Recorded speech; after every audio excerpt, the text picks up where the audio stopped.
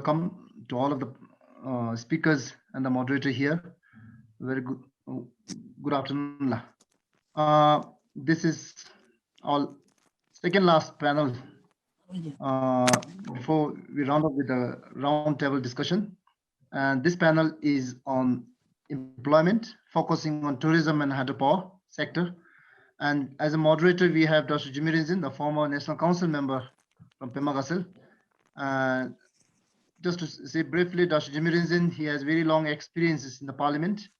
And beside his long years in the parliament, he had, a very good experience in the field of, the hydropower and tourism as well, because he served as a special member in the committee to review both tourism and hydropower policy, if I recall. So, Dr. Jimmy, I wish you all the best as a moderator and the speakers, for all the speakers. Please, Dr. Jimmy, I hand over the floor to you. Thank you, La. All the best. Thank you, La. Thank you, organizer, my colleague Dr. Sachin there, Sangi at the backstage, Dr. Natasha from London, Uzambo, and good afternoon, everybody in Bhutan. Very good morning to the ones viewing from Europe, America, Middle East, and late good afternoon to the ones viewing from Far East, Oceanian nations, New Zealand, Australia, and all others. Welcome to this last sort of a panel discussion, not the last program, but last panel discussion of the conference. It's on impact on employment, hydropower, and tourism. We have had a very enriching sessions since yesterday morning, starting from His Excellency Lempo, Minister of Labor and Human Resources.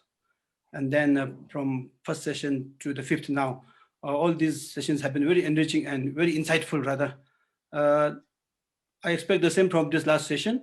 In Bhutan, this COVID-19 pandemic has also hit hard, like anybody in the world. However, in Bhutan, we are lucky. We have been under the shelter of personal care and guidance of His Majesty the King. Life, although difficult, but had been very smooth, uninterrupted supply of essentials. Public service deliveries were not hampered, although with could be a delay here and there, but it was uninterrupted all in all. Our government, particularly Minister of Health, had been managing this pandemic successfully. In such unprecedented crisis, we have really managed well. Nonetheless, we have struggled. Listening to all our speakers from yesterday, and also keeping ourselves abreast of what's happening in the country, we have struggled. Our government is saying we couldn't really utilize our capital budget, for instance, in this fiscal. When we have not utilized the capital budget, it would mean that we have not spent on infrastructure development. And when there's a reduced expenditure on infrastructure development, it has a recurring impact, the ripple effect on the economy. And then our revenue has really declined because so many key economic sectors had been shut. It had to be closed. For example, tourism had come to a complete halt. Almost 40%, more than 40% of our revenue we were expecting should have gone down this year. In particular, our cash cow, the tourism sector, has come to a complete halt. This has really hampered us. However, we don't lose hope. Taking cue from our royal address from the recent National Day celebration in Punakha, Bhutanese have a character to build, come back, fight. We have potential. Only thing is we need to believe in ourselves, have confidence in ourselves. Not only us believing in ourselves, but our system, the government, the policy makers, everybody should have confidence in ourselves. And here we have to build again. All is not lost with all these challenges which we had been facing up until now. Let us come back with inherent, let us demonstrate our inherent potentials. With all these challenges and with come opportunities, I would expect we have three esteemed speakers in the panel here. Later, I will introduce one by one when your turn come. We have Damcho Rinzin from Tourism Council of Bhutan. We have Tashitema, who is an assistant editor from Queensland Corporation Limited, our national daily newspaper. And third, we have Honorable Tempa Doji, member of National Council from Hunchi Zongkok. unlike in the past sessions where the speaker sequence had sort of followed on what had been available in the news page, we will follow the alphabetical order. Damjo being the first, you will speak first. Second, we will let our Tashi speak, and third, we'll round up with Honorable Tempa. Let me come to our first speaker, Damchu. Damchu is the head of our tourism promotion division in Tourism Council of Bhutan. He has a bachelor's degree from Canada in applied management and hospitality, and he has 2 master's degrees from University of Brisbane. In Brisbane, MBA and masters in hospitality. As the head of tourism promotion division, Damcho, besides your overall day-to-day responsibility to run the logistics, to run the admin and HR, Damcho is he's more engaged in promoting Bhutan to the outside world. He has been as the chief of the division. He has linkages with international media, international and local tourism agencies, and public relation agencies in Bhutan to promote Bhutan. In particular, you have been involved in promoting our brand Bhutan, which sort of highlights the focus of brand Bhutan is to promote our high-end tourism policy. We always say high value, low volume tourism. And then Damcho has been since 2005, after you have finished your graduation and have topped to the RCSC Bhutan Civil Service Examinations under technical category. Damcho has been a researcher. He started his career as a researcher. As a researcher, Damcho was involved in researching our community-based tourism policies, community-based tourism involving remote villages. For instance, in the East Tashigang, we have Merak and Sakting community. Damcho had been involved in research, conducting some research on these 2 communities. And I would, I guess, following your research, these 2 places have been open to tourism. And I can go on and on. Damcho has a very high profile, rich profile. But in the interest of time, I will stop somewhere, and then you will have 15 to 20 minutes. I will give you a indication the moment you hit 15 minutes, and then maybe wrap up in another 2-3 minutes. But we should not extend beyond 20 minutes.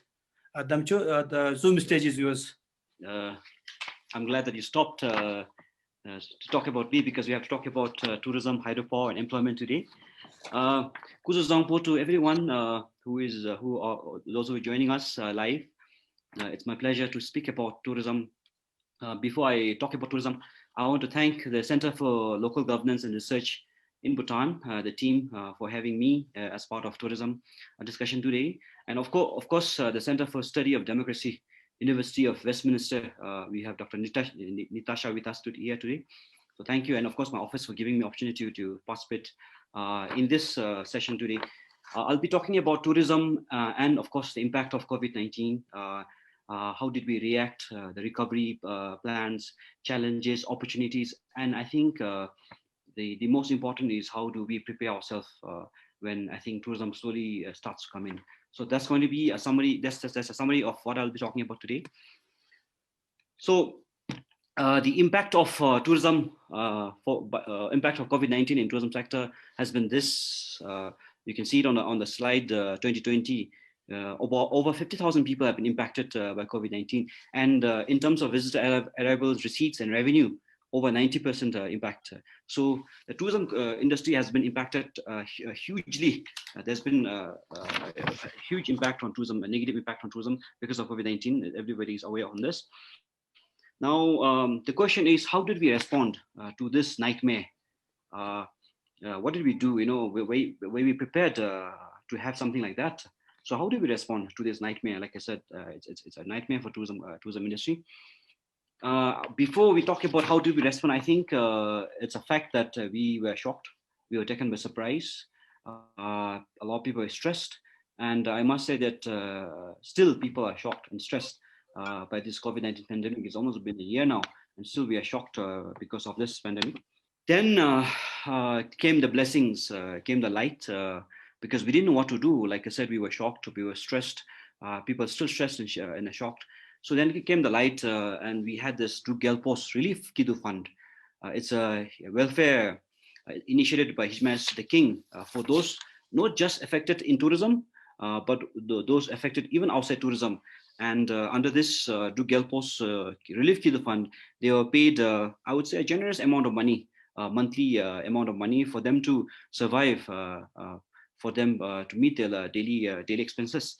So this was a blessing, and it's a light for us. And also, the other things under His Majesty's command, the interest waiver for some of the loans, soft loans, of course, and then, of course, loan deferment. So it gave us a breathing space, because if we didn't have this, I think our office would be in big trouble, because we're not prepared. We had about 50,000 people, 50,000 plus people, and about 12,000 businesses in tourism impacted overnight, and we really didn't know what to do. And without His Majesty's intervention, I think we would really not have the time to prepare. So uh, then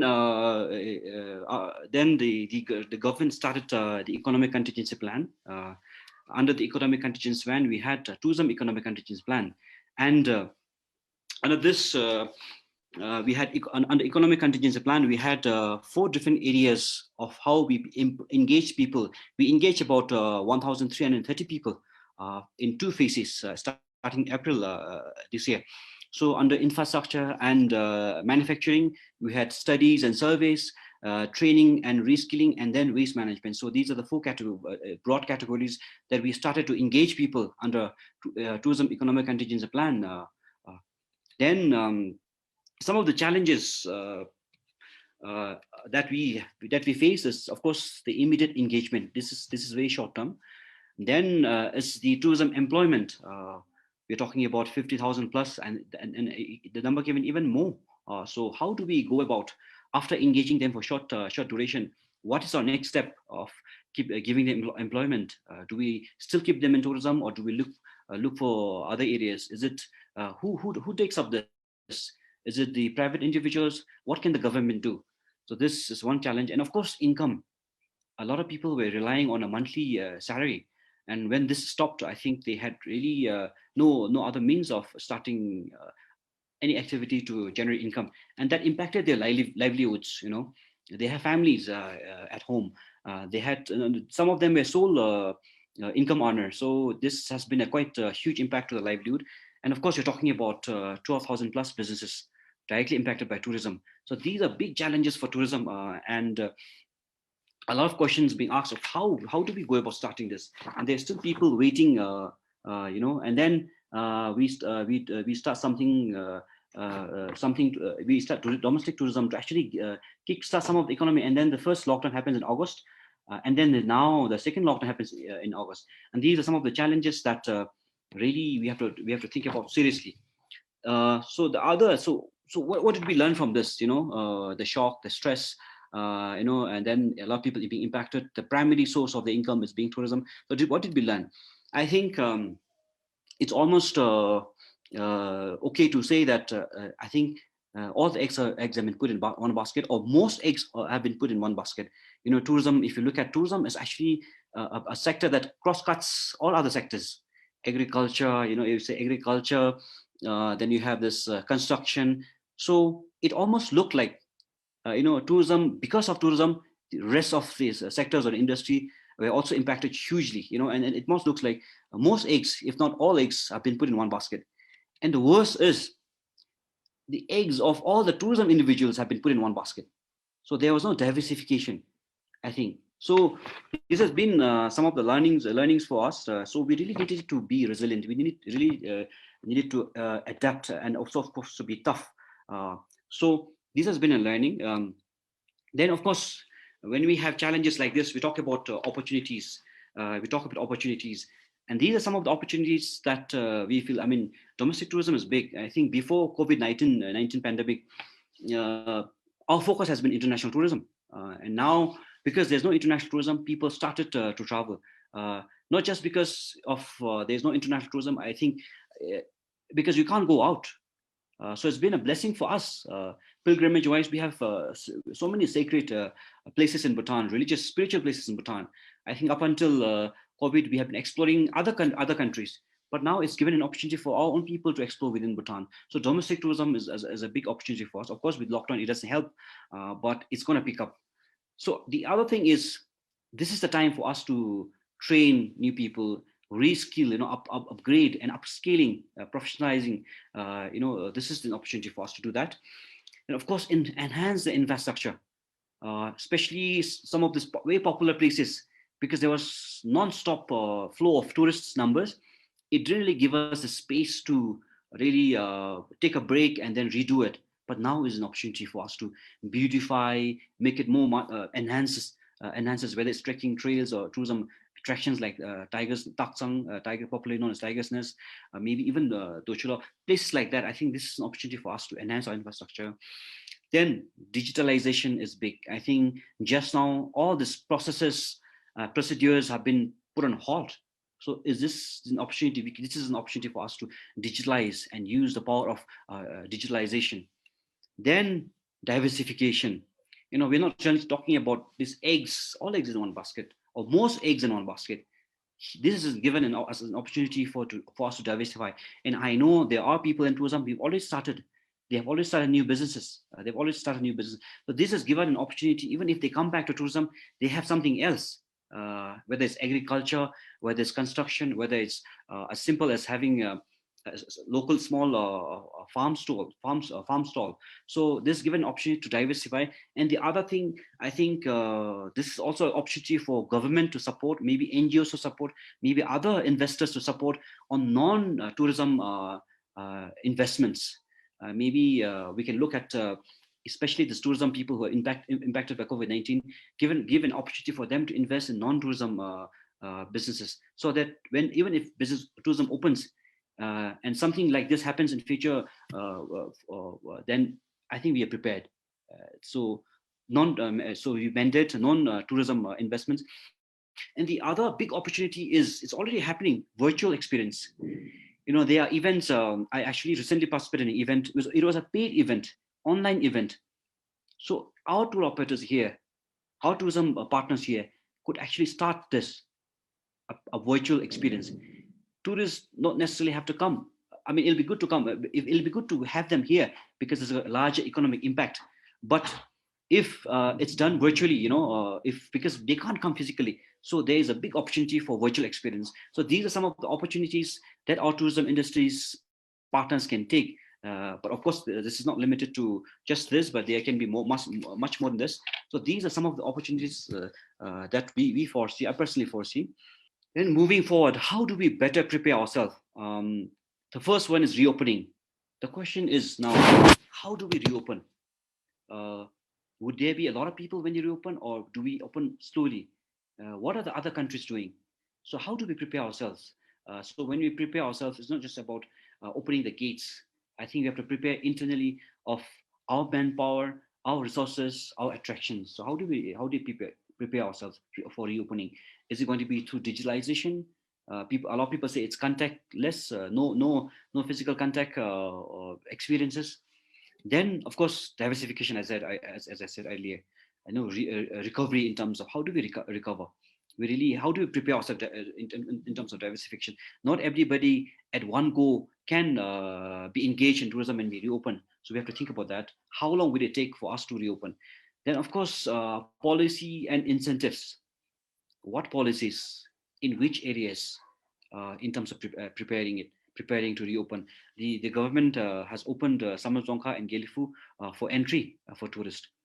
So should we be looking at these areas as well when we open? And if we do, then what are the incentives? What are the policies? Because in these areas, the tourism infrastructure is very minimal.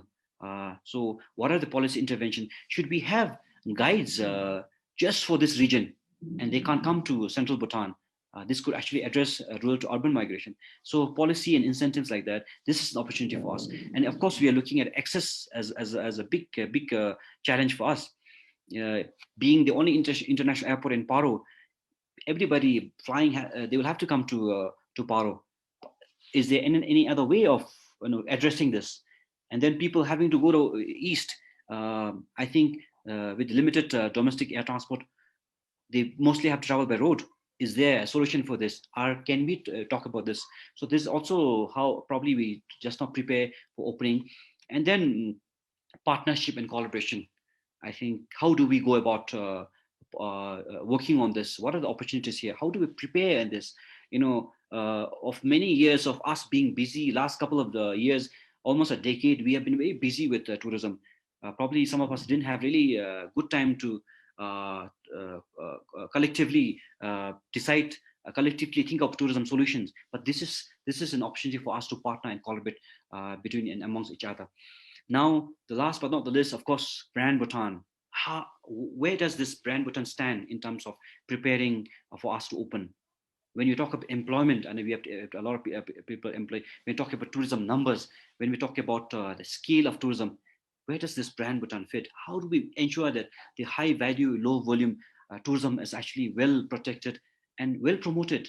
When you talk about reopening, there's urgency of having tourism to be open. There's an urgency of having to look after 12,000 plus businesses. So this is something that we have to think about when you prepare to open. But like I said, domestic tourism is one of the solutions for now when the borders open. The Tourism Council of Bhutan has initiated, just launched something called Hydropower. And this is where I think the partners can come in and support. This is a platform where people can look at what can they do in terms of going within Bhutan, and people who are promoting and engaging in domestic tourism can put their packages, submit their packages here. So this is a simple, probably a solution to connect people and slowly bring a small impact, and then in future can bring a bigger impact for Bhutan. So something like that.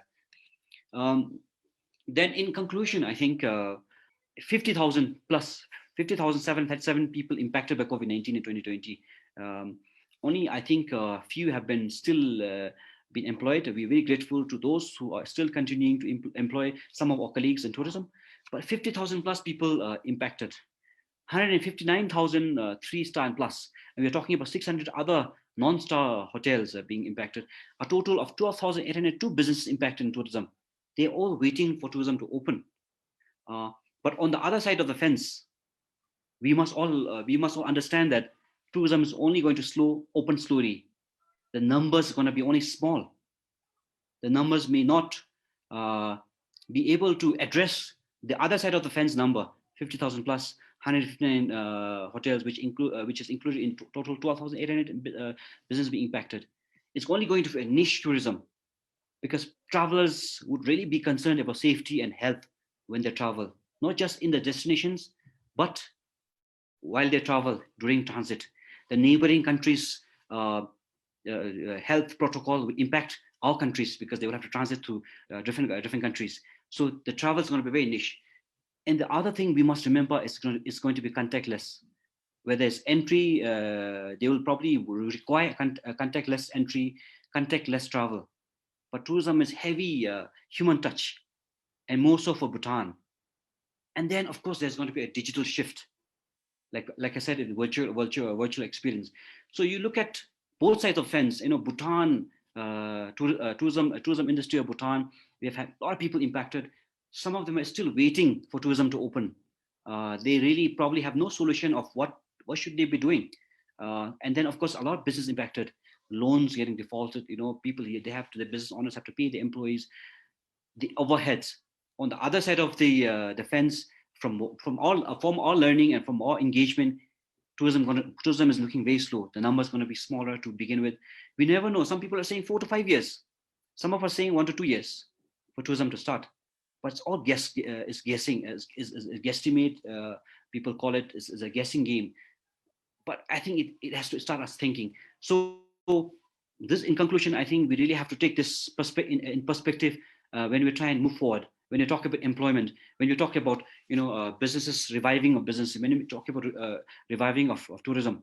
So this, I want to actually conclude that we have to consider both sides of the fence. And of course, I want to end that the tourism industry is very grateful to His Majesty the King for bringing in the lights. Of course, when we need it, of course, as always, we look up to the leadership and selfless. And some of our friends tell me that it makes, when His Majesty is working so hard, it makes them feel guilty of even to take part in this Kidu Relief Fund, which is actually a good solidarity coming as one, as unity. And we just want to be grateful on behalf of Tourism Council, Tourism Industry of Bhutan. So with this, I want to thank once again the organizers of giving us an opportunity to summarize the impact of COVID-19 and some of the questions that we've been asking, the industry have been asking, and of course, not having a clear future of how it might open for Bhutan. So thank you. Thank you, Damcho, for your very insightful, informative presentation. Let's do like this. We'll finish all our 3 speakers, and then later towards the end, we'll have Q&A session for all of us, wherein even the panelists can ask our doubts and questions against each other. And then also we'll take in questions from the virtual audience. We get so many feedbacks, both through our Facebook, which is live, and then through this Zoom. So towards the end, we will have all these discussions. Let us go to a second speaker. Tashi, are you online?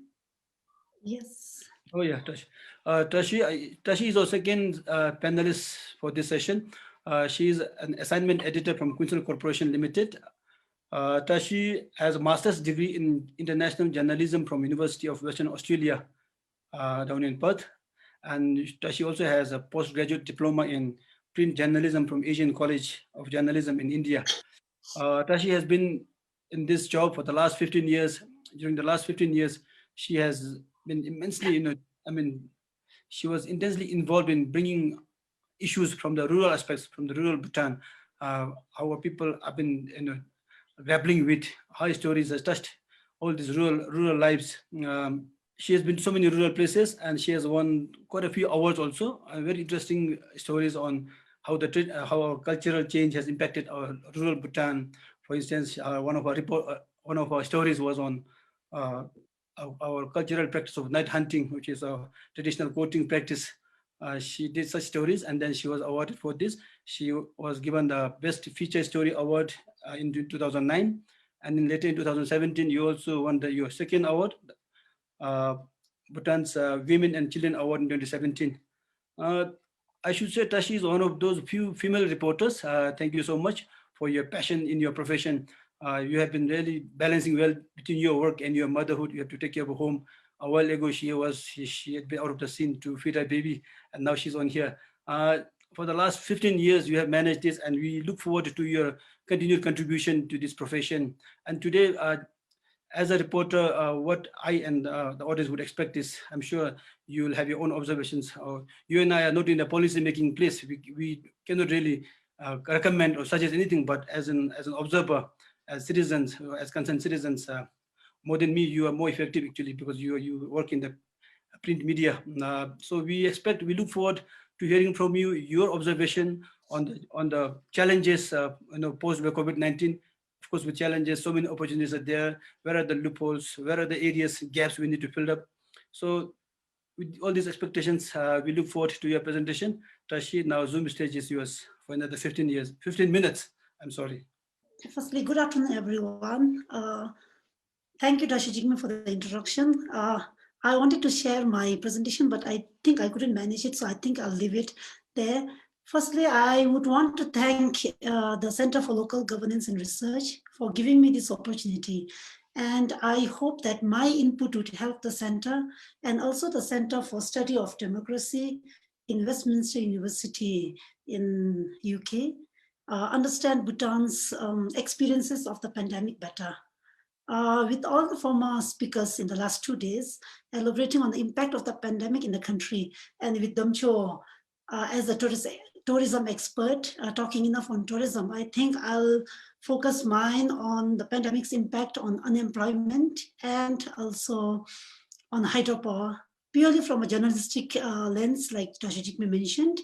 I will have to admit that I'm not an expert, and like Tashi Jigme mentioned, I'm not in any position to make any policy or decisions. So the views I share here, the opinions I share here are purely based on my observation.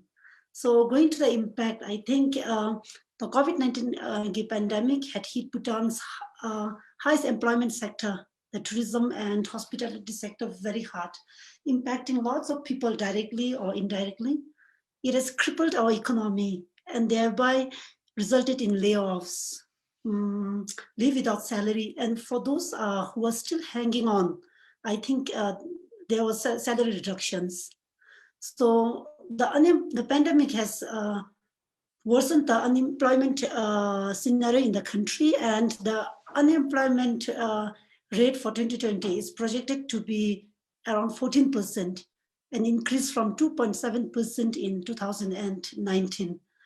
The unemployment issue, I think, it was aggravated with many Bhutanese returning home from overseas. We already have a lot of layoffs here, and the pandemic hitting. The highest tourism, the highest employment sector, tourism and hospitality, but we also have many people who returned home.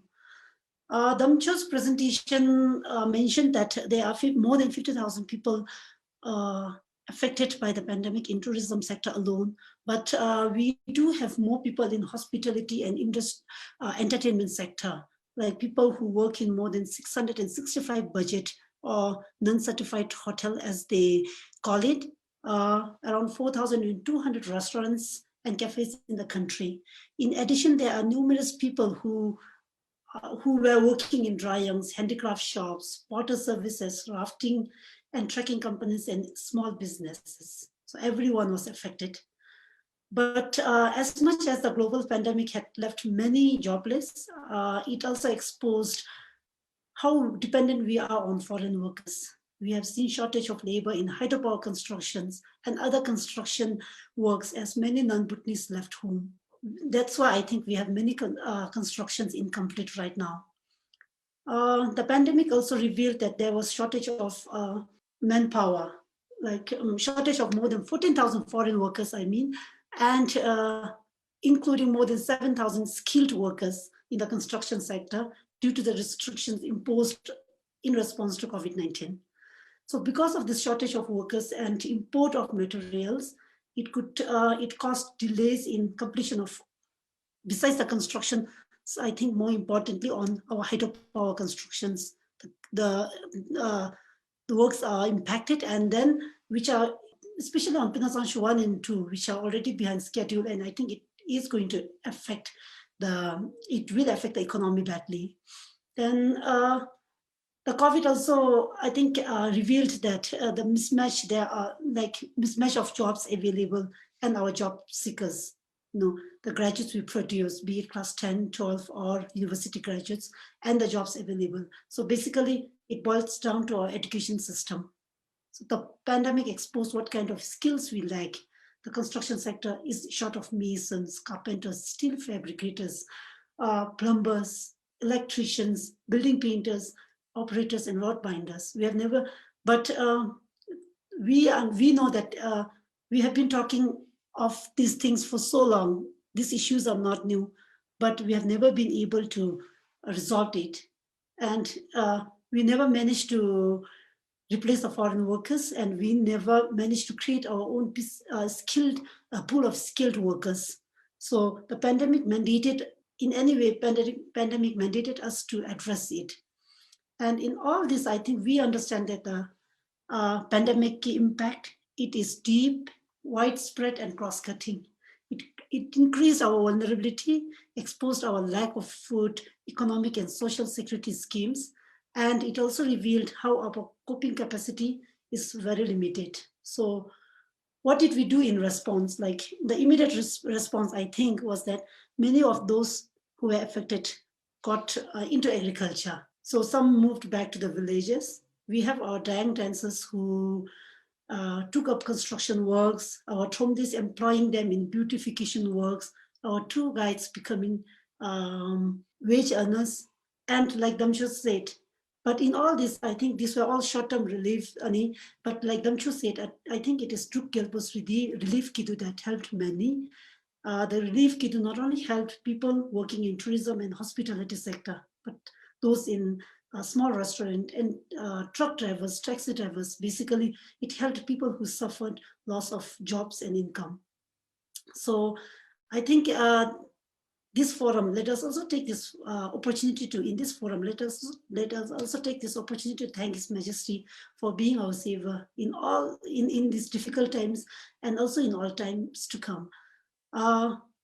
Damcho already mentioned on when we talk of response in the tourism sector, Damcho already mentioned, but in agriculture sector, we have agriculture stimulus plan with a budget of 944 million. So, we in the morning, we had our morning session panels discussing a lot about the responses in agriculture. In the construction and we have this Build Bhutan project, which is initiated to help the unemployed, laid off employees and also returnees from overseas and address the gap in the construction sector. The project was aimed to train job seekers, reskill them or improve their skills. It was initiated to match the demand for workers in the construction sector with the supply of workers. So it will mobilize, create, manage a pool of skilled and unskilled workforce to meet the requirements in the sector. Then in hydropower, in order to address the shortage of non-skilled key manpower, many people took up the job. Then we have this, this government has been focusing on vocational education, and the pandemic, I think, helped it take forward. So these programs would upscale the skills of our children to match the job market. The brighter side of the pandemic response, I think, like Damsho mentioned, is that while we do not have international tourists visiting the country, local tourism became very popular. So we have a lot of people visiting our holy sites, lakes, mountains, and many places which were not popular before have now become local tourist hotspots. So going to the lessons, I think, are all the lessons going on well? But that the answer is definite no. We don't know how much of the agriculture stimulus plan budget has been spent, and we also don't know how our people who are impacted by the pandemic are benefiting from the budget. People who went back to to agriculture. So our urban agriculture program taken up by those impacted by the pandemic, it has failed, and there is need for immediate intervention if it has to succeed. Then the number of people who took up jobs in hydropower construction and through the Build Bhutan project are very limited. To make matters worse, I think some of people employed in hydropower already left their job. They cited family, work nature, and adaptability as the reason. And some employed through the Build Bhutan project have also left the job, and they cited the low wages as the reason. So the government said that they would increase the wages, but we don't know when. Then, but the real irony is that when we have shortage of manpower here, we have many people who were brought in, who returned home because of the COVID, because of the pandemic, but again, they returned overseas to continue working at their own risks. So it definitely calls for reform in our wage system and working wage incentive and working system, because when we ask these people why they want to go back, I think the immediate reason is high salary, then higher salaries, and also the working environment and working system. So on the positive side, despite the shortage of the manpower, I think in hydropower construction again, the pandemic revealed that our hydropower could generate undisrupted revenue during such crisis. It will be a different story if it's a climate crisis, but in health crisis like this, hydropower has been a boon. So the country could have benefited if Puna Zanshu 1 and 2 are completed on schedule. It has become evident that we have to prioritize on one hydropower construction at a time. And also there's a need to ensure its completion before embarking on another. But we need to think the hydropower cliche. Tamchu used this, putting all eggs in one basket in tourism, as an example in tourism, but we already have this cliche saying that, okay, in hydropower, we are putting all eggs in one basket. I think as long as we are mindful of the climate crisis, and as long as we ensure that, okay, we bite what we chew, I think the government could tap on hydropower potentials. Then the way forward, I think the pandemic has made one thing clear, that the tourism industry must be resilient and sustainable in the face of future health and climate crisis. And like Damcho said, those in the sector needs to diversify. And our tourism policies should also gear towards it. Then we need to invest in agriculture and encourage our people who return to the farms, who return to agriculture, who return to the rural areas to continue working. It might not succeed, it might not go well at once, but as long as the government invest and as long as people put in effort, I think it will help in food sector, in producing food, and it will help address food security programs, Nalu. Then our agriculture stimulus plan is focused just on increasing the production, but I think it should focus on processing, packaging, storing, and marketing. We have the FCBLCO in the morning. We have had the FCBLCO saying that, okay, there is market, but I think it's very important to establish the linkage between the market and where the farm produces are grown. From the villages, we have many villages who need to sell their products, but they don't have the right market. So it's very important to establish that linkages. Then we need, I think, Tashi Jimmy is again and again looking at the time. So I think I'm almost come to the last few points. We need, I think, survival mechanism for businesses that provide employment to people and ensure social protection schemes like employment schemes for employment security schemes for those in the private sector. We have the labor law that requires the organizations or agencies to have pension schemes, but the pandemic, it reveals that it was not, the law was there, just there on paper, and it was never implemented in reality. So, and we also have to create, I think, awareness to encourage people to save. But this could only be done if we have, I think, multiple income source.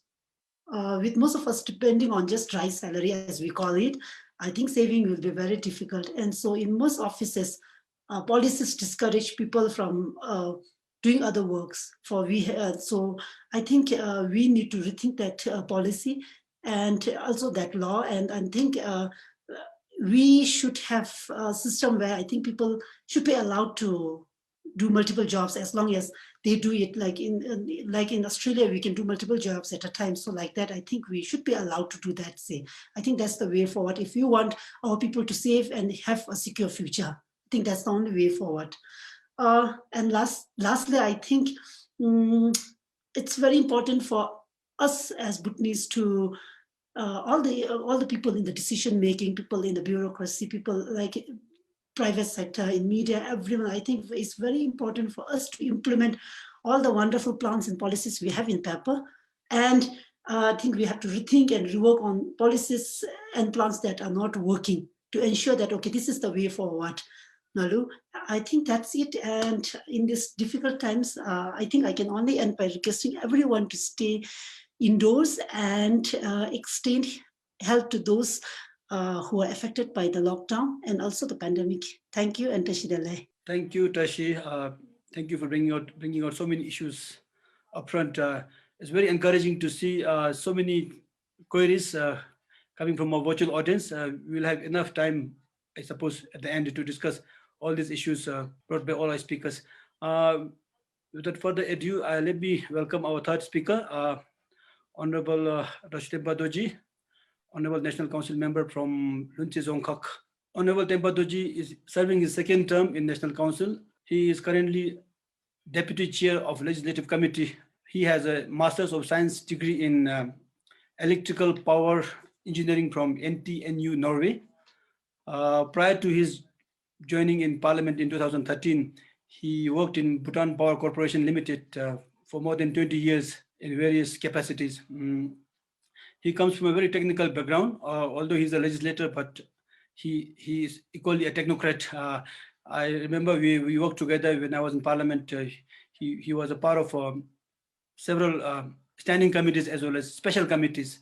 For instance, we worked together in special committee on hydropower, special committee on education, and this year Dasho was involved in, I guess, in study on Tibet issues in Bhutan. With your rich experience in both policy making as well as from the technical aspect, We look forward to hearing from you, Dr. Tempa. Please take us through for another 15 minutes on the impact from COVID-19 on employment, tourism, and hydropower. Honorable Tempa, stage is yours. Kuzambo, and good afternoon. Yes, yes. Thank you for having me here. It's a great opportunity, but I'm not sure whether I'll be able to do the justice for granting me to be one of the panelists on employment in hydropower and tourism. Basically, what I thought was like, if I talk specifically on hydropower, then I thought like it should be a specific sector specialist talking on this subject. Therefore, what I'll be going through is like I'll be basically talking upon what is the future for an employment in Bhutan as of now, because during such situations, what I have as a topic is technical and vocational education training and its employability. Because basically when we talk of employment, I think we are talking all about the skills that is required in the market. Firstly, I'll basically brief on the statistics of this employment, and secondly, I'll be talking something about the legislations and the programs and the policies that we have reviewed. And thirdly, I'll be briefly touching upon the adverse impact of COVID on employment and opportunities that given to us as an ANILA. And lastly, I'll be talking something about the way forward issues as a legislator, what we have discussed and what we have come to a conclusion upon. So therefore, first I'll talk briefly about its employment issue. I think employment, when we talk about employment, it's a growing concern, not only in Bhutan, throughout the world, but at large. Therefore, I think it's the hope and aspiration of every parents to have your kids employed after educating well. And I think when we talk about this employment or an unemployment issue, it's a very complex issue, I would say. And in Bhutan, is the responsibility of the government, as enshrined in every legislation that we have, that employment has to be created and has to be given an opportunity, and the environment we should make a conducive environment for every one of us to get employed and sustain our life. Therefore, I think unemployment situation in Bhutan has emerged from 1990s. I think it started at the rate of 1.4% with an upward trend at 2.7% in 2019, and is further projected to be going above 4% by 2021. Therefore, I think in this, the one unique feature that we need to keep in our mind is a youth unemployment. The youth unemployment rate from age group of 15 to 24 stood at 11.9% in 2019. And unemployment rate for middle and higher cohort, education cohort, as reported as to be as high as 21.3% as of in 2016. Therefore, I think one thing I want to clarify out here is the employment rate for bachelor's degree. What we see out here is around 60.94%. And from this perspective, what we saw or what we recorded is the employment opportunities for Tibet graduates are higher than the general graduates. As far as we are concerned, what we have observed. And the employment rate for Tibet graduates as of 2018 is almost 88%. I think that's a good sign for Tibet to come in such situation. And one thing, what we have also observed from this perspective is, I think a few numbers of graduates have even joined the Tibet in order to acquire the skills and knowledge in order to get themselves employed.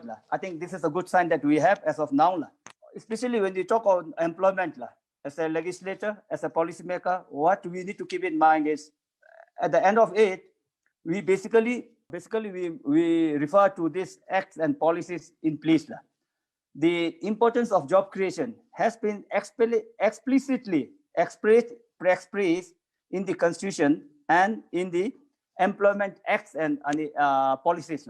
Therefore, I think guided by all those broad-based objectives, I think as a House of Review, as a National Council member, we have reviewed so many policies and programs in order to generate or in order to enhance the skilling and the reskilling of these present generations.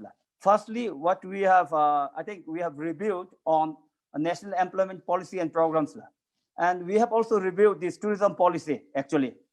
And the quality of education, when we are talking about the quality of education, one major observation that we have made is, I think at this juncture, what we are educating the students only for the examinations, not for their living. I think that's the way where we're going. As I think my co-panelist has already mentioned, in education system, what we have in the system, what we have at this juncture is, I think we are trying to educate, not trying to educate for their living. We are trying to educate to pass their examination. That's the crux where we need to assess and see what we could do in future and move forward. I think we have also reviewed on hydropower policies and programs in Bhutan. In hydropower policy and programs, we may argue and say that we are trying to put all the baskets in one area. But on the other hand, whether we have pandemic or non-pandemic, what we need for a country is the revenue. I think at this juncture, what we are trying to say is hydropower gives us revenue. During pandemic situation, what we have come to learn is I think as a Bhutanese, we have an educated manpower at the back of it. It's not that we are shortage of manpower. As per the 12 5-year plan, what they have shown is we'll be having at the end of 12 5-year plan around 70,000 plus job seekers in the market. That shows that we have the manpower, but do we have the required skills to employ them in the construction sectors, whether it is hydro or non-hydro. During hydropower development policy and programs review, what we have observed is, I think there's no actually transfer of knowledge and technology to a Bhutanese counterpart. It's exactly carried out by our foreign experts.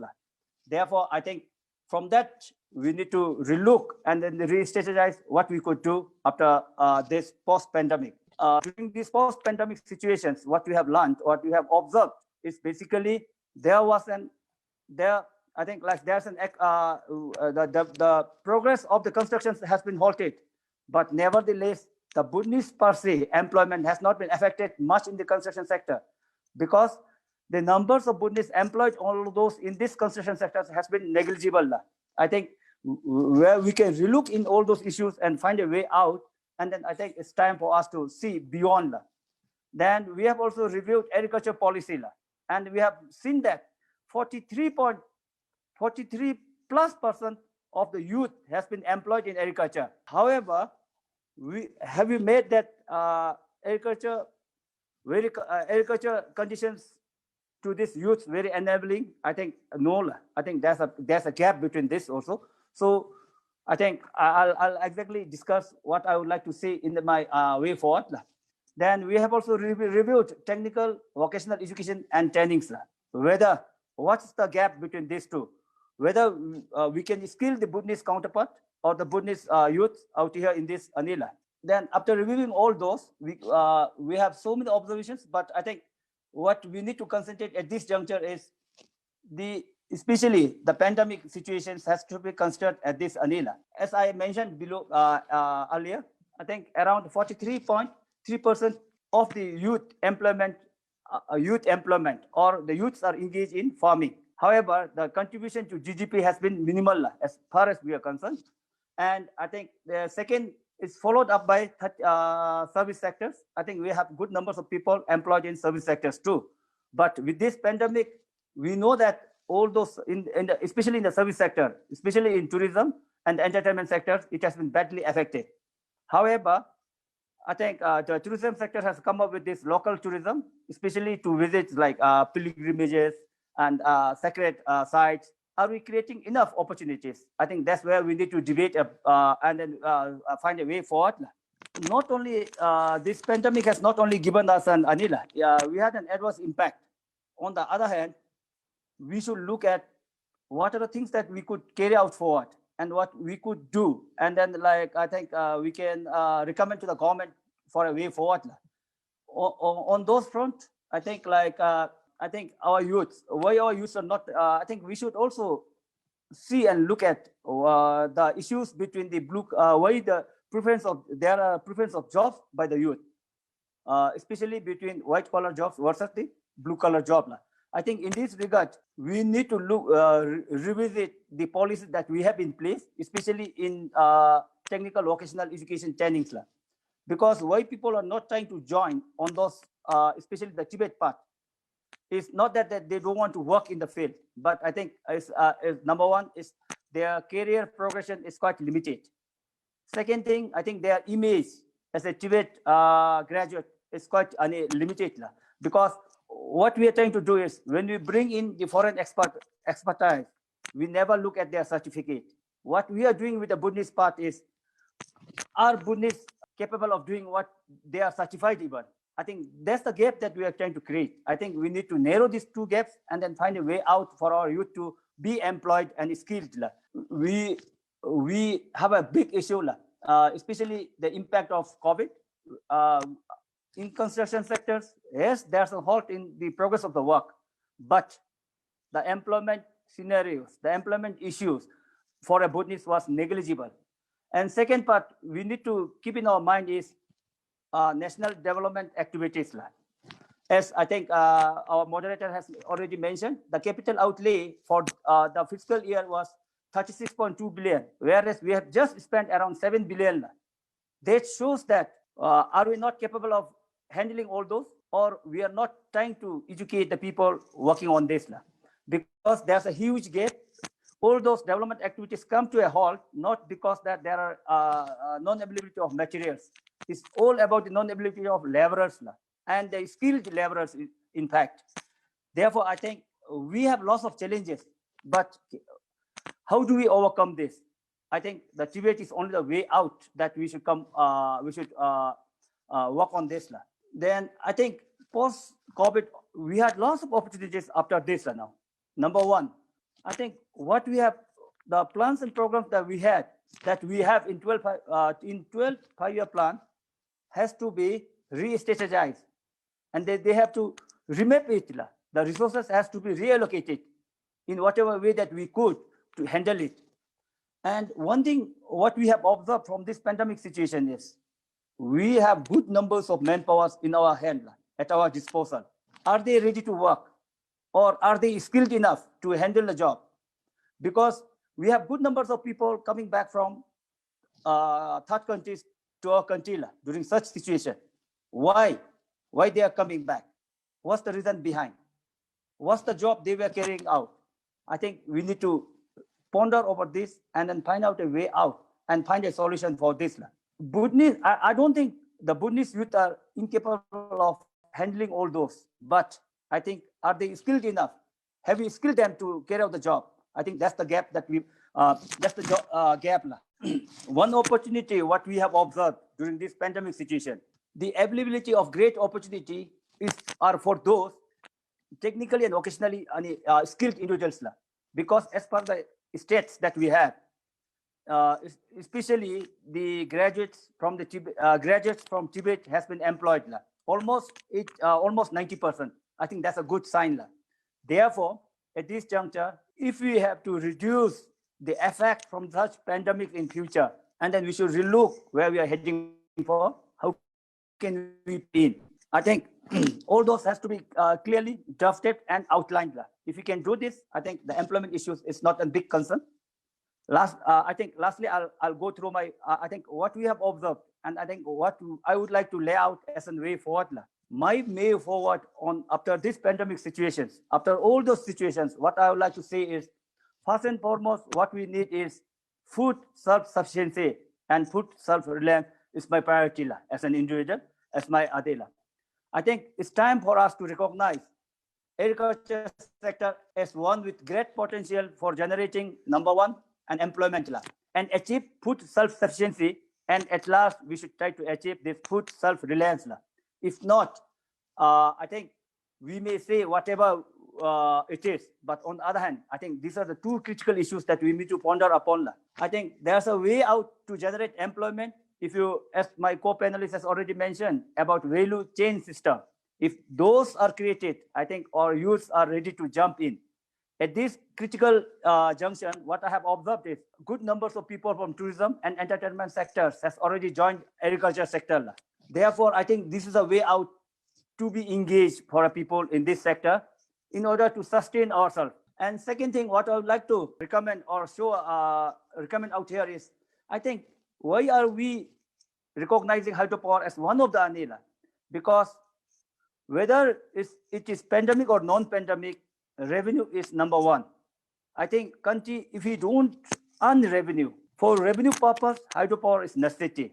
We may call it, why we say hydropower is very important. Number one, in hydropower sectors, we could engage actually good numbers of people. Actually, when we are carrying these 3 mega projects construction, we have just engaged around 20% of Bhutanese and 80% of labor third country. Therefore, we must re-strategize and say to ourselves, in order to generate revenue and employment, hydropower is necessary. And therefore, I think we need also or the youth to be employed in such construction sector by granting incentives or subsidies in the order to use more homegrown skilled manpower rather than using third country people. And then in such situation, we are trying to invite all our Bhutanese people back to our country, creating more employment issues. I think these two would be two critical issues or concerns that we need to take it up.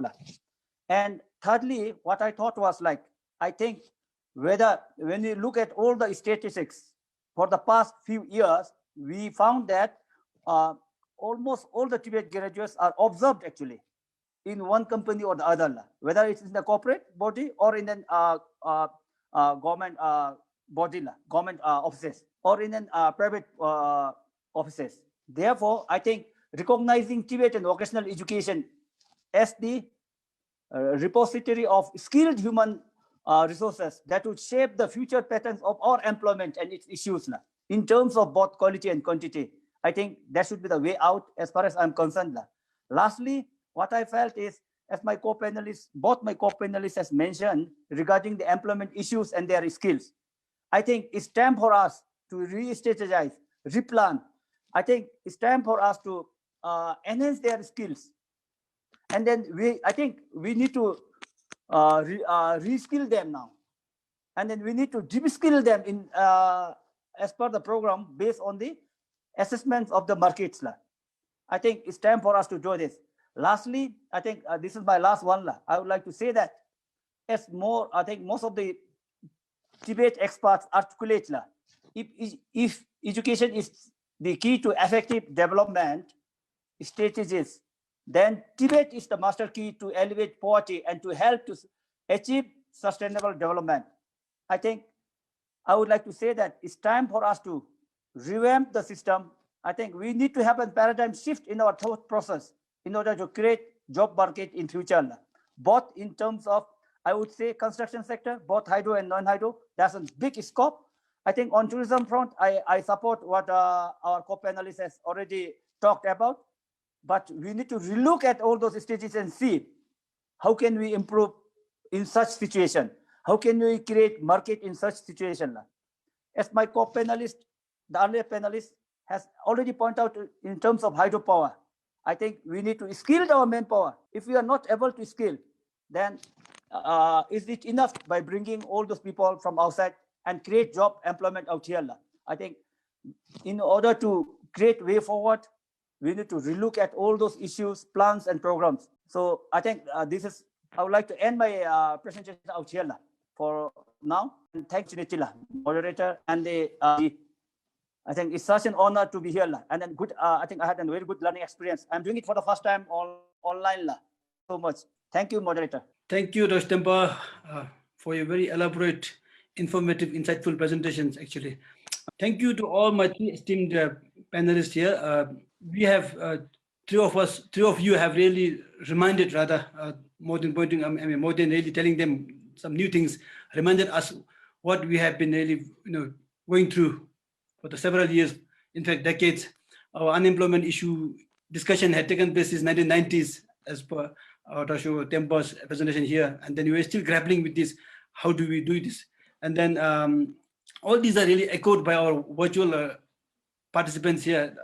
It's very overwhelming questions here. I will try to make it sequential so that we get to these questions as far as possible, as many as possible. To start with Damchu's presentation on tourism, it's really attracting a lot of questions, a lot of opinions virtually. You touched upon the all eggs in one basket at a national level, one might tend to think that our economy is more focused on tourism and hydropower. Others are sort of neglected. And on other hand, Dr. Tempers and Tashi's presentation sort of try to also equal consideration to other sectors as well, which we are neglecting. We should bring on board. And coming to tourism in particular, within the tourism sector itself, I understood that you are saying that we even within the tourism sector, all eggs are in one basket. I personally understand that we have broadly, the moment you talk about tourism activities, is either cultural tour or trekking. I mean, conventionally, there could be many new. As a listener here, participant here, I would want to ask you, beyond these two areas of trekking and cultural tour, of course, domestic tourism is picking up. What are the other diversifications tourism TCB has started? And then, of course, based on your answer, then we will continue on other questions as well. Thank you, Mr. Moderator. I was following the questions online, and I'm happy that you see a lot of questions, which means that I think we've asked quite a few questions, and then I've also got people thinking. I think this has been, I must say, tourism is a very touchy subject. It touches the lives of many people. I think sometimes when we ask different questions, I think we tend to touch the sentiments of people. But more, nevertheless, I think what's important for us is to move forward as one industry.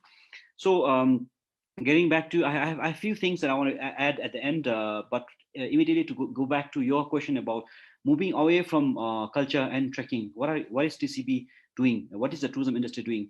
One of the good news I want to share, of course, probably you must have seen in the media, is the adoption of tourism policy of Kingdom of Bhutan. So it's just pending endorsement from the cabinet. It's approved in principle. So this has a lot of elements that could actually sort of a few things. One is the product diversification. It talks about wellness tourism. It talks about medical tourism. It talks about MICE tourism, meetings, incentive, convention, exhibition. It talks about agro-tourism. So the focus now with the written document, it probably move away from what we have been trying to do for so many years, of move away just from the culture. Trekking, not so much, Mr. Moderator. I think this is also one of the challenges. Many years ago, I think because the government wanted to encourage people to come in trekking, they had lower minimum daily package rate for trekking, but it didn't really work. So now with policy in place, I think it's going to help us. It'll give us more strong reasons for us to actually diversify in other areas, like I said, agro-tourism, MICE, wellness. And with COVID-19, like I mentioned earlier, the niche tourism is going to be very important. People may not want to come in mass now. It's not safe to come in mass. So wellness, health tourism, personal health is quite important for them. So this is where TCB has been doing a lot of work in ensuring that we adapt to the current situation of COVID. Mr. Moderator, if I may, I want to actually answer one or two questions from what I've seen online. Is it okay if I do that? Okay, so one is on digitalization. I think Mr. Kamaloti asked on processes, procedure. I touched briefly earlier. The Tourism Council of Bhutan, in collaboration supported by United Nations Development Program, UNDP in Bhutan, is working on an overall digitalization. And one of the things we would have is something called TCB Hub. So this is moving beyond the current digitalized systems. So thinking from the perspective of trying to book a trip to coming to Bhutan and then leaving Bhutan, what are the areas that we really have to digitize? So that's a solution for, that's what we're working at the moment as an opportunity during COVID-19. So that's I want to share with the audience. The other thing is, of course, seasonality. What are we doing to address the seasonality? And this has been a very long-standing challenge for tourism industry of Bhutan. The very reason that we have lower minimum daily package rate for summer and winter is to actually an effort to do away the summer and the winter, the low season. But is it working? Sometimes it's difficult to promote a country as a year-round destination when you have actually a low price for a low season. So we may have to look at one price for the whole year. This may work. So something like that. The other issue is, of course, the activities and the programs. Some of the popular festivals per se coincides with high seasons. So what are we doing in terms of promoting the low season festival? So some of the festival initiate like the Ha Summer Festival, the other activities happening during the low season, actually an effort to do away with the seasonality. Again, it's very strongly reflected in our tourism policy.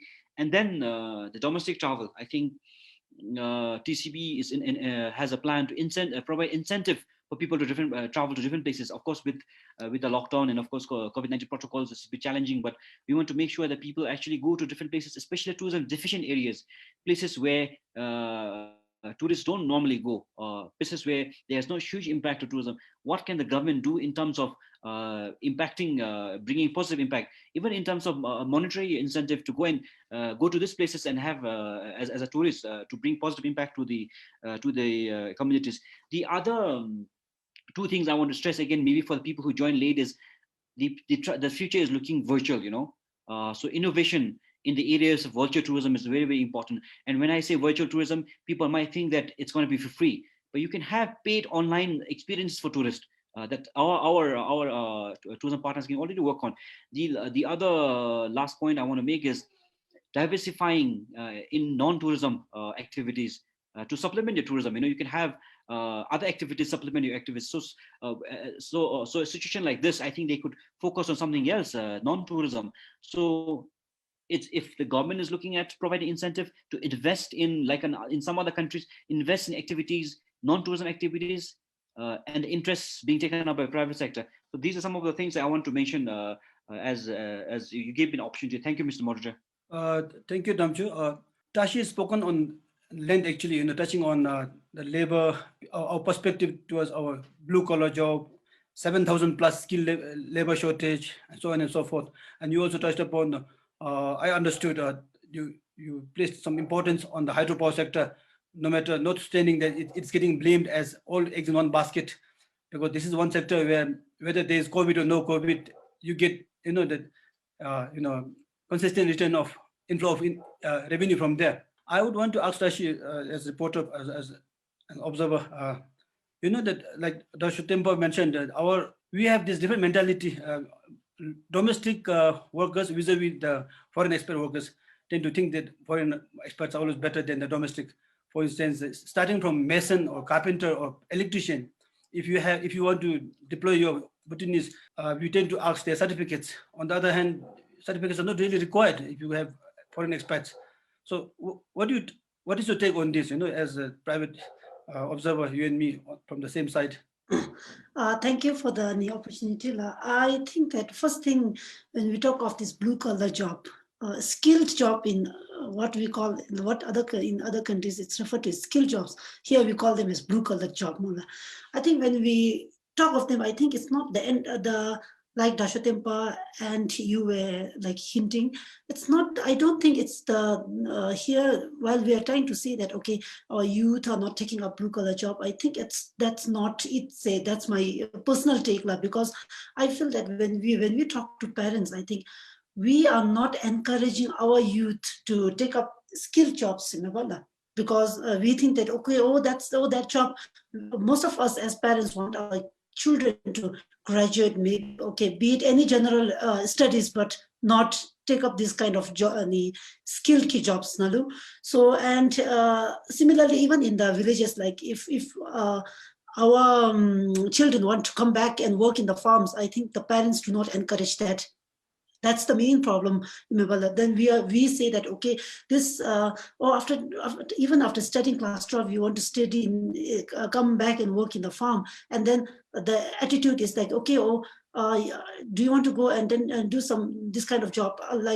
I've been trying to inculcate some of this sense in my own family, and then a lot of them think that, you're taking up this kind of job, like be it in hospitality, be in this simple things like mobile repair, and be it like simple washing machine repair, all these things. I think these skills are important, but then a lot of us do not accept that, and so that's why, because when the whole society itself does not have give a positive look on the job, the youth, they are definitely then for them, they feel that, okay, I should not take this job. So instead of blaming the youth for not taking up the job, I think from the government wise, I think we can incentivize those into this by giving, I think the TVET is geared towards it, but we need to, I think if there is any policies, we can pay this, those taking up the vocational education, their stipend could be little, if their stipend could be better than little bit more than others.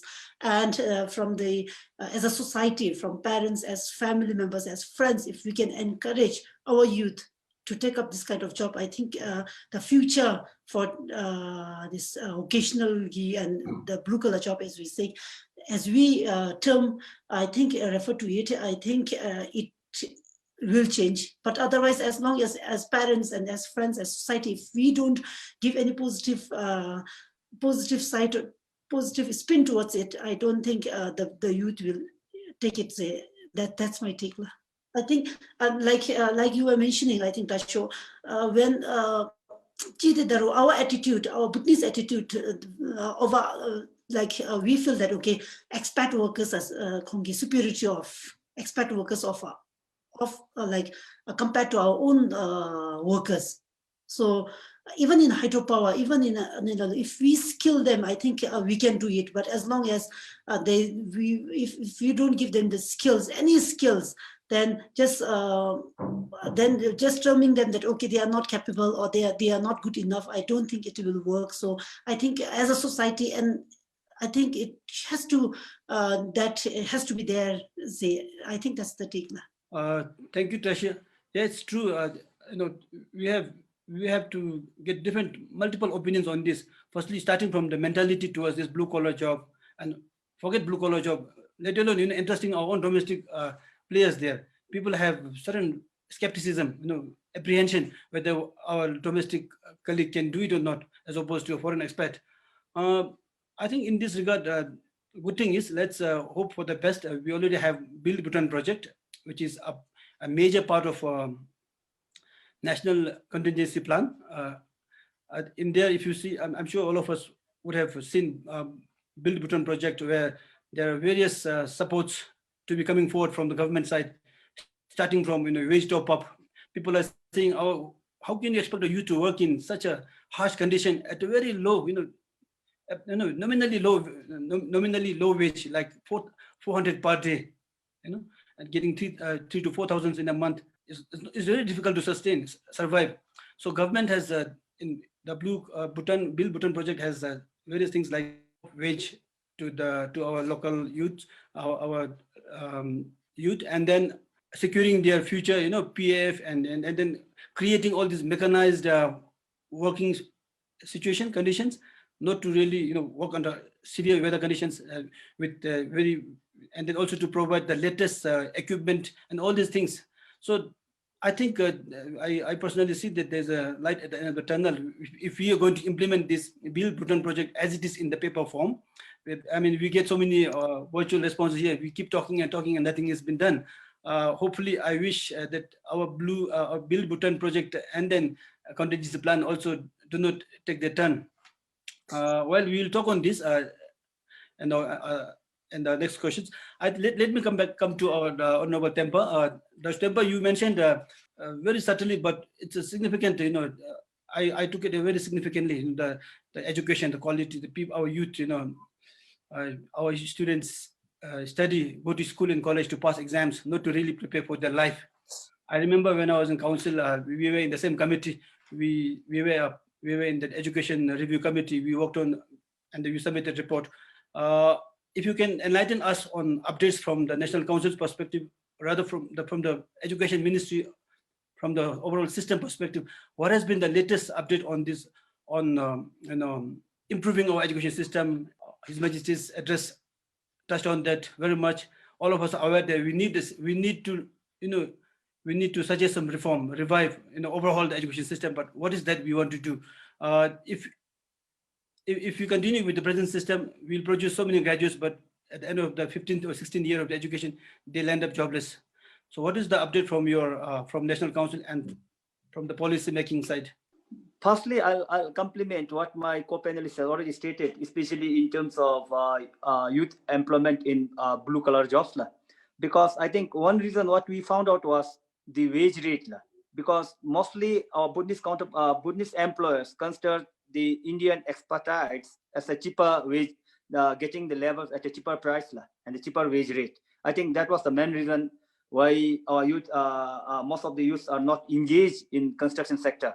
Secondly, I think what we need to take care of on this topic is in image, the image that we have already created on such employment opportunities. So I think one thing what we need to take care of this is I think we need to try to create or increase the wage rate, number one, and try to create an image that all skilled workers are given the same opportunity, their progression, the future progression. Actually, NC has already recommended in this direction that after a few years, they are supposed to carry out all those practical tests, and then they have to be upgraded in the next grade, as similar to what as a normal graduate or a general graduates are doing or getting any promoted. I think once, especially why they are not taking up blue collar jobs is once they enter into a job market as a plumber, they resign as a plumber because they don't get all those promotions, sparks, and everything as it's like a general graduates. That's why I think they are not. I think people are not interested in such jobs. That's the career progression is quite limited. That's the reason. I think secondly, I think I would like to answer my moderator through this education system. I think in the education system, what they have come up with a policy is, I think now they are going to develop in their curriculum the TVET, especially the vocational education, has been considered to be taken up as a selective subject from class 9. I think that's a good pointer. I think we may have to come down to class 7 or class 5. I think if you consider this vocational education in their curriculum as a selective subject, I think that would add value. I think what they have done is, I think they have already responded to our queries that they even in the lower classes they are going to have a TVET club even. I think it's I think the government is taking a good a very good decision on, especially on these subjects, because what we need to understand at this critical juncture is, are we trying to create a number the advocacy of virtue of being employed in the system. As you have rightly mentioned that after a few years we'll have numbers of graduates who have passed out from the general colleges or universities but without an employment in the market. Therefore, I think in this situation, number one, the government must come up with a clear strategy or a plan that how they are going to address this. As I have mentioned earlier in my earlier presentation, we are going to have around 19,000 graduates by the end of 12 5-year plan, as per the stats submitted by MOLHR. Therefore, we need to create an employment opportunities. What are the opportunities now? How do we address this? Or we need to change our system in thought process. I was also talking about the paradigm shift that we need to have in the government planning system, because at this juncture, what we have been thinking is education is all about knowing how to read and write. It's not all about how we are going to do it practically. Suppose a mason without an education qualification, if they want to interview and got selected for a job, until and unless they have few the certificates up to class 8 or 10 or 12, they are never employed, though they know it practically well in the government jobs. I think therefore, in such situation, if we have to create an employment according to the education system that we are going to build, I think TVET is the only way now.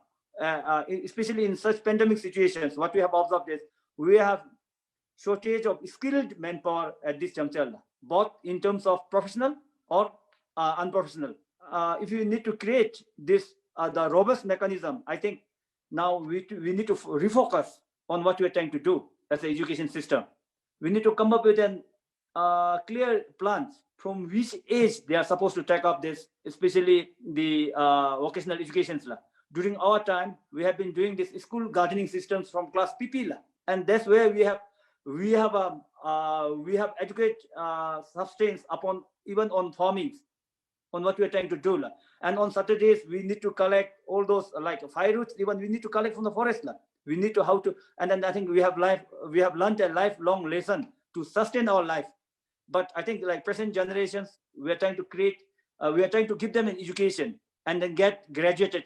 As in, I think most of the parents would agree with me in saying that we always say to our kids, you should be a science graduate, you should be a topper. We never say that you should be a skilled manpower in future so that you can sustain your life. I think that's where we need to change our concept. That's all I think I would like to put it on. Thank you. Thank you, Dr. Temba. It is true, we have to really think from day one, our children are admitted to school. We have to look into their aptitude and then how they are groomed as they grow up. Sadly, of course, through our experience, we have seen that we, as parents, also tend to focus our children taking up science subjects and all this. These are all with no proper studies. These are all our conventional thoughts and mentality on our education. We will carry on this in our next few after one or two questions. Let me come back to Damcho again. 12 5-year plan and also the national contingency plan under tourism resilience sector. One issue is we want to, of course, we want to make this tourism activity all year round, no seasonality. And also we want to take it across the country, 20 Zongkaks, equality, and touch upon all this. If you see the economic contingency plan, there you have phase 1 and phase 2. Both the phases totaling getting some 232 billion Ngiltram as budget. Both in phase 1 and 2, the activities are more towards whatever has been taking place in the districts where tourism is popular. I'm echoing some questions from our virtual audience. They're saying they don't see any activity beyond Bhutan, for instance. What is coming up? If we have to fulfill this, even if you open 2 new entry points in Gyeongju and Samajongkha, if our logistics, if our infrastructure are not developed, we will not see. Some have even remarked that our Zongkaks and Gyeoks are yet to test the benefit of tourism revenue. So on this, what is the take from TCB? What is your outlook towards really expanding and covering the entire 20 Zongkaks and 205 Gyeoks? Thank you. I saw a similar question from Dechin Rabgyal online saying that ECP is focused more on West. And it's true, ECP mostly is focused in the West. But the overall tourism flagship program is actually geared towards tourism deficient areas, which is the East and the West, probably some part of the North. So these are two different things, and tourism flagship is a bigger component of the tourism trying to make Bhutan a year-round destination and trying to tackle the seasonality. So we must differentiate this too. And then I must clarify that the economic contingency plan, people were selected on a first-come, first basis, and then also based on their location, and most of them people are located in the West.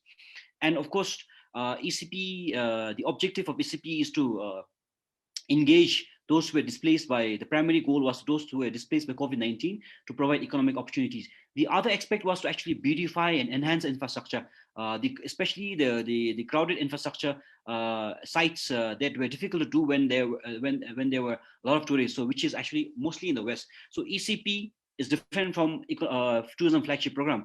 So this tourism flagship program is geared towards the tourism deficient areas. In the West, it's more of a management improving projects for the West under tourism flagship program, where if you compare it in the tourism deficient areas, places like Dagana, East, South are more on new products, new infrastructure. So this is the two clarification I want to make in terms of making tourism even equitably distributed to other parts of the country. So our focus in the West under tourism flagship program is actually to look at the management issues only. Very less in terms of investment on infrastructure and other products. But for the other areas, especially in the tourism deficient areas, it's on new products like campsites, trekking routes, festivals. One of the signature upcoming products was the Highland Festival in the East in the Medasakting, so something like that. So this was under the flagship program in terms of making Bhutan a year-round, and of course the other important is geographical distribution of tourism. Thank you. Thank you, Damcho. I think this really requires more discussion if we have to really answer all the queries and opinions expressed through online. They're saying some Zongkaks are yet to see a tourist, while others have been filled with tourists. Could be true, may not be true, but we have to really assess situation-wise. I'll come back to Tashi. Tashi said one very important, that notable is multiple job. If you can allow, if you have a system allowing a same person to have multiple jobs, we have from that sense, I think one would conclude that we have a very tight service rules, whether it is BCSF or civil servant, or whether it's a corporate service rule for your Queensland Corporation Limited, for any corporation, our service rules are so tight that once you're in that job, you are not allowed to do. It's illegal. This is so much, what His Majesty also expressed, in the Royal Command, the Royal Address, that we need to relook into a civil service structure and education. I personally would connect this very much to that. So if we were to allow multiple job by a person simultaneously at the same time, we need to really start from the office where one is working. We need to really legally back up. So what is your take? Will we now from here on, based on this discussion, and we get courage now, we are getting bold enough to talk more on this, will we suggest our respective officers to review our service rules so that we allow multitasking? I think that's the way forward, Nomila, because here the pandemic has revealed that, okay, as Bhutanese, how our coping capacity is very limited because we don't have savings. So a lot of people affected by the pandemic had to rely on His Majesty relief kidu. So if we all had saving culture, I think our coping capacity could have been much better. So, but we cannot blame the people who are affected also, and people like us, because like I said earlier, because our service rules or policies, it says that you cannot do any other job. For me, I was taken by surprise when someone questioned for, like, even in small contributions, you are not allowed to do any profitable job outside your company, say Nola. But then even if that's for your own professional development, where you feel that, okay, by doing that job, it could only extend your professional growth or development.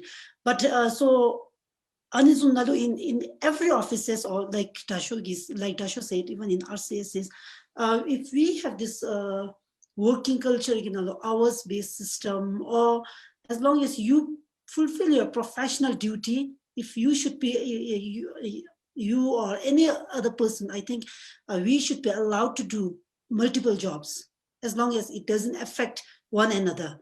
I think that will only it will complement our income, and then definitely I think it will not only raise the living standard of people, but also it will help in saving culture, so that in any future any such crisis, it will help our coping capacity. Did I answer it? Yeah, there's nothing wrong or right answer. You're expressing your opinion. Any opinion is welcome on such forum. I think ultimately, it's coming down to laws, rules, so tight rules. We hear that, when civil servants go out for further studies, when they come back, if they are late by a few days, their office would reprimand them. RCC would give them another warning. We hear all these things, because somebody has not reported on time, and then to the extent of somebody, losing their position. So these are the things ultimately coming down to lawmaking and the rigidity of the law and the bureaucracy we are living through. So on this, let me continue with Tempa. Lawmaking, legislation. Our idea is the noble intention of lawmaking is to help people, citizens, live their life through comfortably. But often we are blamed for coming out with very rigid, unfriendly law, unfriendly policies. If you have to go to office, you have to follow certain procedures. Otherwise, you will not get your service. In the West, people say that they have very facilitating legislation. It facilitates be it entrepreneurs or private citizens or anybody. The law should be there to help them. But in our case, we are blamed often that our laws are more punitive in action, in nature. Certain clauses specifically mentions if somebody has not done this, penalized with so much of niltrum and then 15 days, and then you have to subject to court of law. All these things. From this perspective, what is your intake now? Are we producing very user-friendly policies, user-friendly laws, or very rigid, very tightening, very punitive law? What's your take on this, Honorable Tempa? I think it basically depends on your opinion, because one way or the other, what we may have to understand or take from this perspective is, I think any laws or any legislations has to be responsive to the needs of the people. Actually, what we are trying to say is, like, yes, I agree that it may be punitive in some of the cases, but it may not be throughout. On the other hand, I think like number one, what we may have to understand is the intent of the law making is very different, because in some of the cases it should be quite punitive because it demands that way. In some of the cases, I think as my co-panelist, Madam Tashi has already mentioned that we need to be quite adjustable in so many ways. But on the other hand, like I think first and foremost, as a botanist, the way we think, the way we do, I think we need to change our perspective. I think we need to have a paradigm shift in our thought process, as I mentioned earlier. If you are not trying to have that thought process, as I mentioned, paradigm shift in your thought process itself, then we will not be able to achieve anything. Because one way or the other, what we have at this junction is we always believe whatever it's the most of the things that we do is according to the according to not according to what you are supposed to do. You do according to your boss. Am I right? I think in most of the cases we do that way.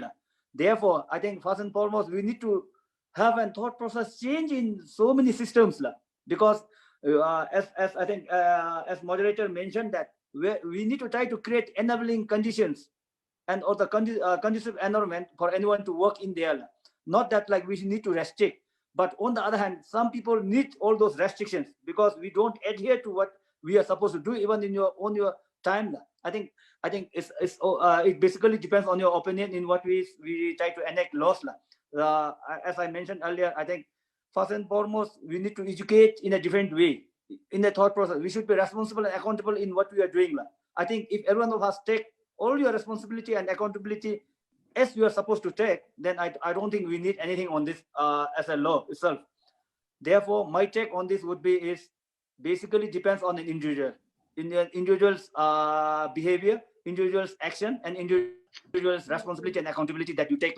I think it's all co-panelists has already clearly mentioned that if you're jobs or you are allowed to do the job according to your Anila. I think we can sustain. But on the other hand, if your integrity, if your thought process is very restrictive in what you are doing, then I think it would also set a dangerous precedent in near future. I think we can take in in both the ways. That's my take on what she has responded. Thank you. Thank you, Dr. Tempa. Thank you for your honest, outright opinion on the intent behind lawmaking. As much as lawmaking's intention is to help people, often, especially in the private sector, people do say that they have to have somebody who they know in person to get their things done. In this panel, Damchu, you are in tourism, and then Tashi as a reporter. I think in our own little ways, we should wherever and whenever we can try to help everybody visiting your office, not to ask them to come tomorrow or whenever because you are involved in certain things. Well, we have roughly 3 to 4 minutes formally to wrap up this. However, there are so many questions. I'm tempted to keep on for another 15 to 20 minutes. I will give a minute or two to every one of you. But one question I wanted to ask is this. Of course, this pertains to another again on tourism. One question somebody has asked here, Jigme Tenzin. He's saying we have culture officers in every Zongkok, culture officers placed there. And then, of course, they're busy in their own duties, but how about using them? Because tourism has to reach every Zongkok, and then culture is a major component of a tourism activity. So, if you have any tourism policy or plans or strategies in place where you are going to involve the culture officers in our Zongkoks, so that they in turn train the LG at the LG level, whoever should be involved in promoting tourism activities. Whilst taking this question, can you also I'll give you one more, maybe 30 seconds extra to give you a final comment on this, because this will be the last time I will have to give you all individually. Damchu, please answer this and then wrap up in another extra 30 seconds, and you expressing your overall opinion on this panel discussion. Thank you. It's a very relevant question. I think we have tried, of course, many people trying to take part in tourism is quite important for us. Not just the culture officers, I think the economic development officers in some Zongkoks, I think looking after not just other economic sectors, but tourism is quite helpful to us. I must share the experience of working with especially like culture officers and Songkaks. The government mandating through annual performance agreement is quite beneficial for the industry, because then you have a target to work towards. So if the culture officers have targets for tourism, are required to put a targets for tourism, I think it works much more in a better way from our experience. So obviously, of course, TCB is working with the Zongkoks, and then of course the planning officers as well, environment officers as well. So there is one at the moment. The economic development officers are actually coordinating, and in some cases, I think the planning officers at the same time. So culture office are very much part of this. Culture being one of the main components of tourism. So of course, yes, I saw this question as well. Now to conclude, I think we get all the time asked of what is TCB doing at the moment, because there's no tourist. But it seems like because everybody is free, TCB is made to work. So it's almost looking like that. But I want to share with our colleagues in tourism that there are two important questions we get asked all the time. It's when would Bhutan open? And the other question is how would Bhutan open? I think the second question is very difficult. The first question is very difficult even for the government to answer, because we know that the pandemic situation keeps changing. Even though the government wants to say, look, March next year, maybe December this year, this month, it's kind of difficult for the government. But the Tourism Council of Bhutan, in collaboration with the government, is working on coming up with a conditional opening opening date, so that our partners in the industry they can stop guessing, and then start working towards a date. The other thing is, how do we open? I think this is more or less clear. How would we open? I think to initially probably we'd start with air. But what's more clear internationally is how people would travel now. Smaller groups, health conscious, personal health. So these are some of the things I think our partners in the industry should already be thinking. Again, the virtual experience is also very much part of the tourism moving forward. So this is how the two questions of when would Bhutan open and how. And in terms of Tourism Council of Bhutan, we are looking at, of course, the institutional, the governance structure. This is an opportunity for us to work on digitalization. Like I said, we are working on a digitalization program through the support of UNDP. We're hoping that we'd have some good solutions for tourism industry. And of course, the governance is quite important. With the policy now almost being endorsed by the cabinet, it's actually good news for tourism industry of Bhutan. So the overall governance to allow this issues to be addressed, whether it's the more surge in culture tourism versus less in terms of other ecotourism, or of course more number in summer and spring and autumn, and less in winter. So these are all we are looking at addressing through a governance structure, the overall plan. So this is what I think how we are looking in terms of moving forward. So once again, thank you for giving us opportunity, and hope this was quite useful for people who are listening. We are always open, our door is always open, I think, online these days. So if there's anything that we could improve tourism and track this, make tourism more resilient, I think this conference of biodemocracy and resilience is quite at the moment appropriate as we're going through this pandemic. So thank you once again. It's a pleasure for me to be part of this panel discussion. Thank you. Thank you, Damcho. Tashi, it's your turn to now wrap up. While wrapping up, I will also tag along with one question. You're passionately expressing that we have shortage of 7,000 plus skilled laborers and all this with statistics. If you might have seen from the Build Bhutan project that as of 30th of June 2020, government has identified we have been depending on some 35,000 plus foreign workers, and because of the border closure and all these restrictions, now we just can't avail their service. We have to get in our domestic youth here, and then today roughly 7,000 plus, 7,000 plus skilled labor shortage and 7,000 plus unskilled labor shortage. So on these, as a reporter, I'm sure you will continue on this, to see how this has been, how this will emerge in the coming days. On this note, also close the session from your side, and then what we will do to really ensure that we have a youth taking up these places. Thank you, Dr. Jigme. I think the pandemic has given us this opportunity to address the issue we have been talking for so long, like be it unemployment, be it this mismatch of our jobs available and job seekers. So as a media, I think we can only create awareness on the importance. As a media professional, I think we can only keep on doing the story, like give a positive spin towards the story by so that it could encourage others to take up the job.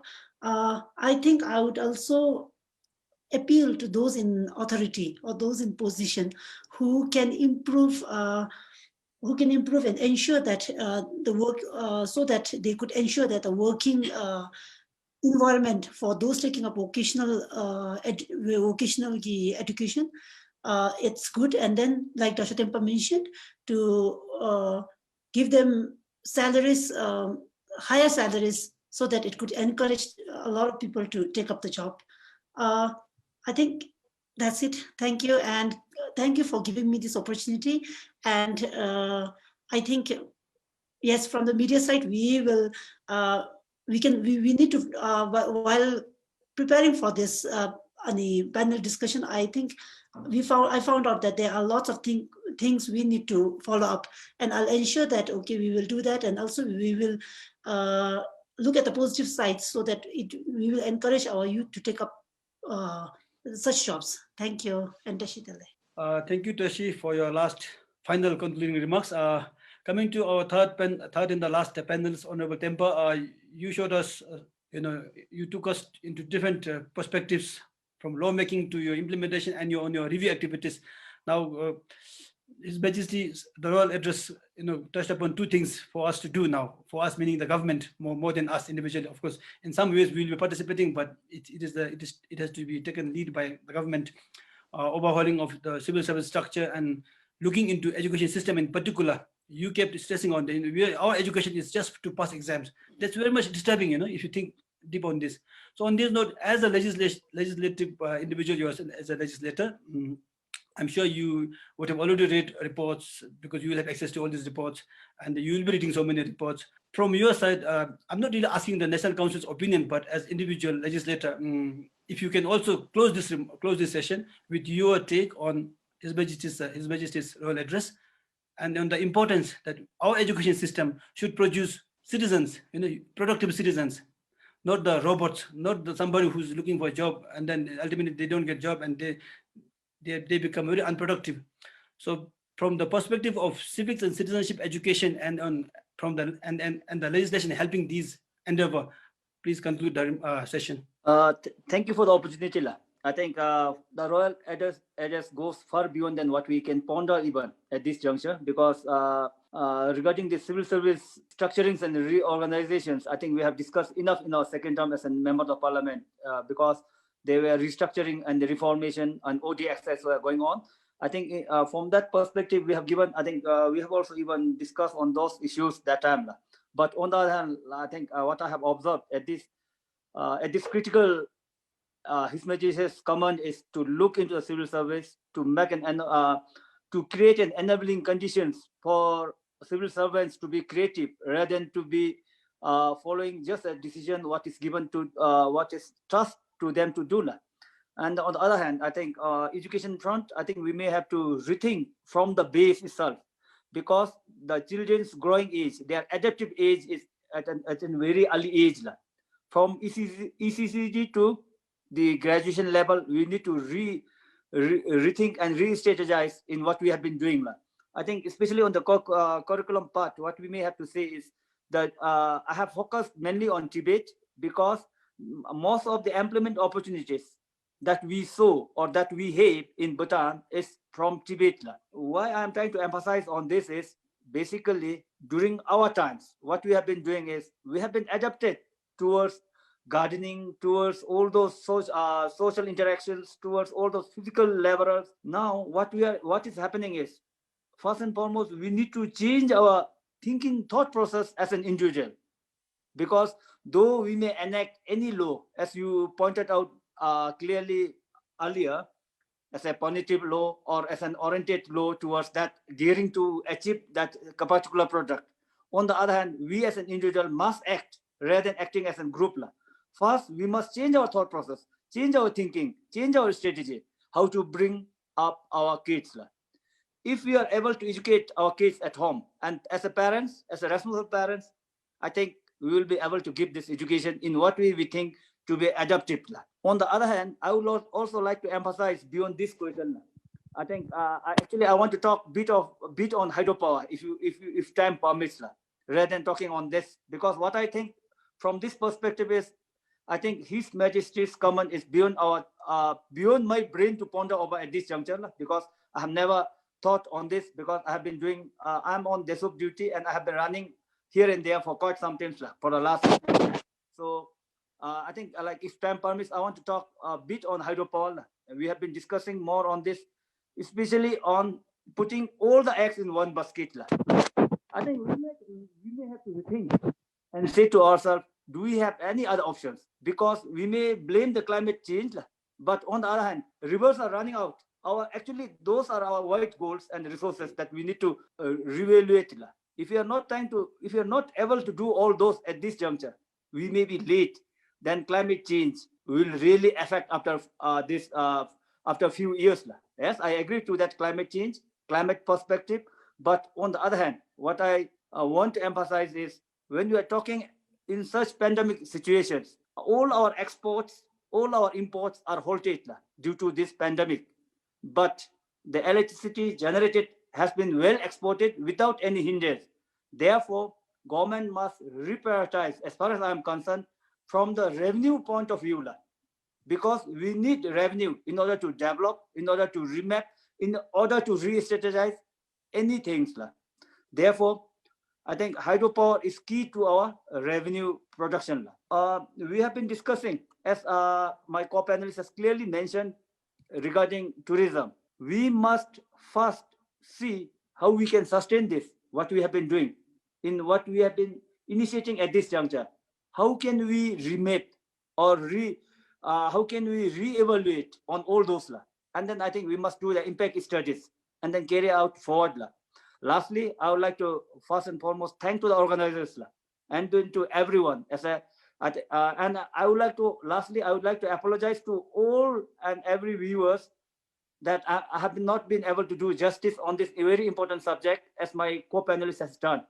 So therefore, please pardon me from those. I would say, please pardon me from those mistakes that I made. So lastly, thank you for having us here. And then I think it was very insightful for me and to learn from my co-panelists, and I have learned so much from here. And then I'll carry out in my mind when I do my duty as a legislator, the things that we have discussed, the things that we can support each other everywhere. I think it was insightful and very good learning experience for me. Thank you so much. Thank you, Dr. Tempa, Honorable National Council member from Lunche Zongkhak, and to my other two esteemed panelists, Damcho Rinjin from Tourism Council of Bhutan, Tashidema from Queensland Corporation Limited. You all, I believe, I would tend to believe that the three of you have really expressed everything in this couple of hours discussion, starting from all eggs in one basket to using our latent potential youth to education system, and then to do we have any choice besides hydropower? I'm sure this will really this is something if you have time we will debate it for another 1 hour and then come out with very solid discussions. However, all things have to come to an end. To close this session, I thank you so much.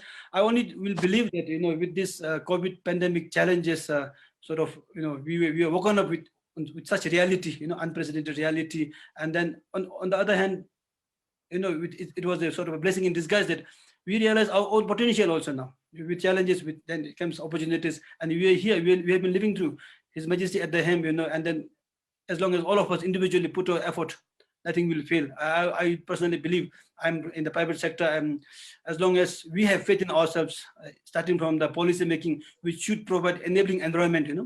Dr. Tempa kept stressing on the word enabling environment. Our laws and policies should provide that environment for us to play, not to really tighten our neck. That's what I was referring to as punitive law with facilitating law. And then some have commented that we don't have user-friendly laws. That's what we see on the virtual comments. So to close this session formally, let us all believe in ourselves.